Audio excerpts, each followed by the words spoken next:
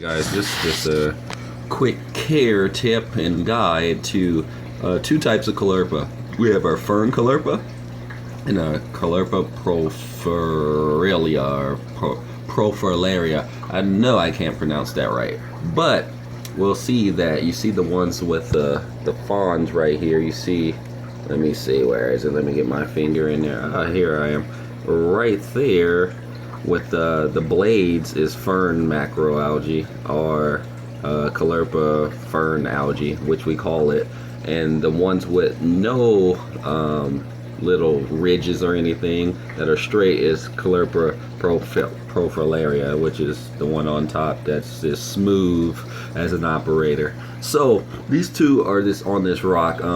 They're pretty much established on a rock or the sand bed, which you can choose.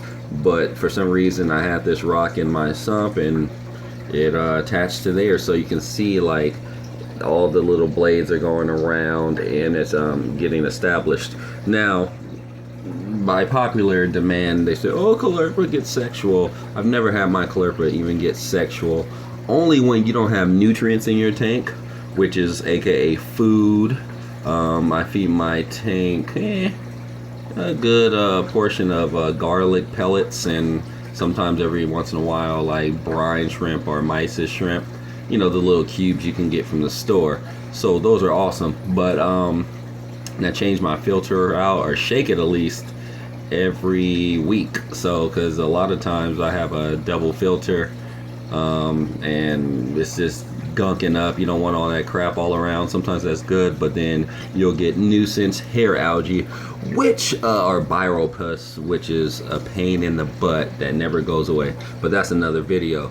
So with this certain species, you do have to, well, with a lot of macros, you do have to do iron, because I woke up this morning and saw the leaves were kind of browning or light, which is probably most likely an iron deficiency, because my calcium, magnesium, and alkalinity is on point. I can tell by my rock structure that they're coloring up and getting coralline algae, so that's not the case. If you start seeing it like melt away, like get real flimsy, because you can kind of tell that it shrivel up like a spinach or something in a can. It's just shriveling up. But when it's healthy, it'll really stand up like it's in attendance or whatnot. This right now just changed the flow, so it's whopping around, but it's not doing so great. I can tell the color's cool, but I know when it's fully healthy. So I just dosed a couple of capfuls of iron in here, and dosed actually some Epsom salt for magnesium reasons. Sometimes I don't use the other stuff. I try to go the natural way, but magnesium you can get from Epsom salt. I try to keep the magnesium up there, because most macros do need a lot of magnesium. Plus I have a lot of calcareous other macros in here that I need to keep my magnesium up there. Other than that, yeah, you just feed your tank. Make sure the nitrites aren't too high. I've learned over time, trying to dose nitrite in my tank, overdoing it at over 20 ppm of nitrite doesn't do so well, because then you bring nuisance algae around. So the cool thing is at least have it at 5. If your nitrite's at 5, then that's cool. No more than 10, because you'll be wondering, oh, my plants are not getting food, or my macros.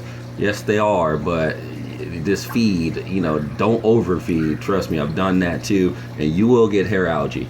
Trust me, do not do that. If you test for your water and it's not that high, then you can dose every once in a while, but make sure you know your tank. Make sure that you know how much your fish eats. And I feed at least 3 times a day, and at the most part, this is mini pellets though, so there's a lot of more fish in here now too, and so I kind of just cut back a little bit. But these two macros, I use 65K and a 5000K spectrum on this. Also on the other side I have a different light, which is a coral spectrum light from is it API? Yeah, I think it's API, or not API. What am I talking about? I think it's Coral Life bulb maybe. But these lights are cool. Doing great growth with these lights, but sometimes it's always not about the light spectrum. Sometimes you can do it with a lower Kelvin, like 3000 K, which is good for most macros too, but not all. But 65K, you'll be in the middle, so everything's safe. So I recommend doing that so you don't get a lot of hair hair algae. 5000K, 65K, good stuff to go. Anything else I'm trying to think of is pretty much just let it grow. Do not, I repeat, do not change your parameters too much. With macro, you can keep trying to change things, keep dosing things, and you will mess up things. So pretty much keep it stable. You know, do your water changes a week maybe if you want to, or sometimes even a month, because people are like, oh, I need water changes.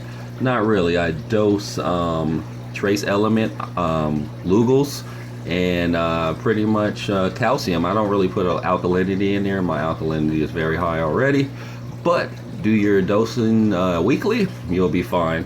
And anything else, add a comment on the lower part. This is Starwind Aquariums out. I'm running out of time on my camera, and that's a wrap. Please visit our eBay page, Starwind Aquariums, to get your macroalgae today. Please subscribe.